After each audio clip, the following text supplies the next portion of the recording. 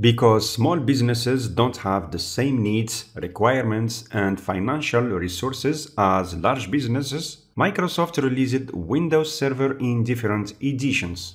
Each edition is designed to meet the needs of each organization, from the small one to the large one.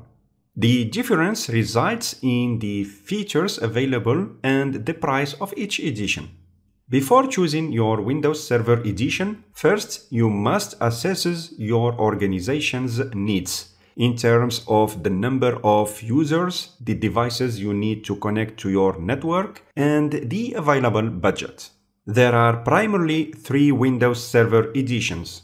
Windows Server Essentials Edition. This edition is designed for small-sized organizations with up to 25 users and 50 devices.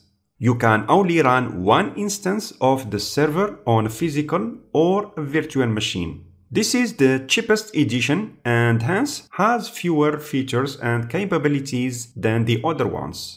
Windows Server Standard Edition is designed for small to medium-sized organizations with less than 250 users.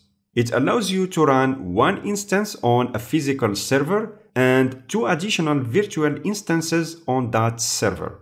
In other words, when you purchase a Windows Server Standard Edition license, you can run three servers, one physical server and two virtual servers.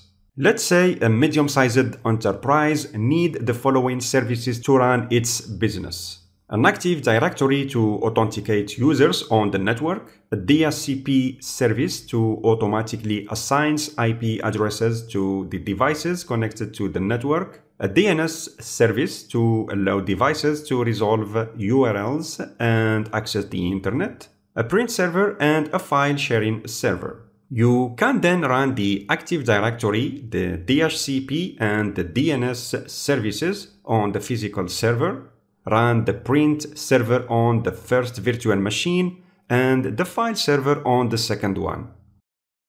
Windows Server Data Center Edition is optimized for large-scale virtualization. It allows one server to run an unlimited number of virtualized Windows Server instances. It's the edition that costs the most. The advantage is that instead of having many physical servers that cost you energy and maintenance, you can have one physical server with enough resources in terms of CPUs, memory size, and disk space, install the Data Center Edition, and run as many Windows Server virtual instances as you need. This brief presentation of the different Windows Server 2022 editions can help you choose the right edition for your organization, depending on your organization's size and what services you need to run on your servers. Thanks for watching. See you in the next lesson.